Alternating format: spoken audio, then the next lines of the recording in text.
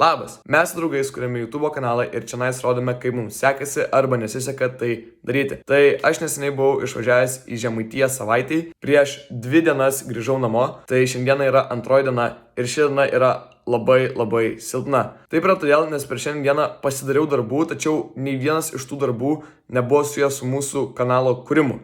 Tai aš pasidariau tik tai savo asmeninius darbus ir jų iš tikrųjų net nebuvo tiek daug, jie nebuvo tokie sunkus, bet man kažkaip tai užėmė visą dieną.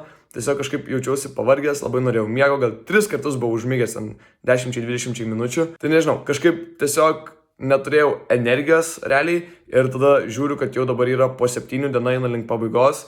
Tų kanalo darbų tikrai irgi buvo, bet iš esmės nieko nepasidariau, nei vieno to darbo nepasidariau, tai dabar nežinau ką daryti. Aš dažniausiai esu įpratęs gan anksti eiti miegoti, bet dabar galvoju, gal tiesiog pasidėsiu tam, kad užsibaigčiau visus svarbiausius darbus ir tada tiesiog rytoj išsimiegosiu pilnai be jokio žadintuvo, be nieko. Tikėkime, kad geriau jausiuos ir tada galėsiu rytoj daugiau padaryti. Kalbant apie tuos darbus, tai man dar reikia sumontuoti paskutinę pertraukas pavertėme pragarų dalį ir ten dar yra tikrai nemažai medžiagos, kurią reikia sukarpyti, atrinkti ir panašiai, tai dar darbo ten tikrai yra nemažai, bet taip pat man dar reikia šortą vieną montuoti, kadangi Tiles kompiuterio laidas susprogo ir jis dabar nebespės sumontuoti to šorto, kurį turėjo sumontuoti iki šios savaitės galo, tai tada teks montuoti man kitą šortą ir jį tiesiog apkeisti vietomis išleidimą, nes planavom išleisti pradžioje vieną, po to kitą, bet dabar apkeisime. Tik problema ta, kad aš nežinau, ar aš spėsiu montuoti, nes sakau, dar ir kitų darbų yra tikrai pilna, bet iki savaitės galo laiko dar irgi yra, tai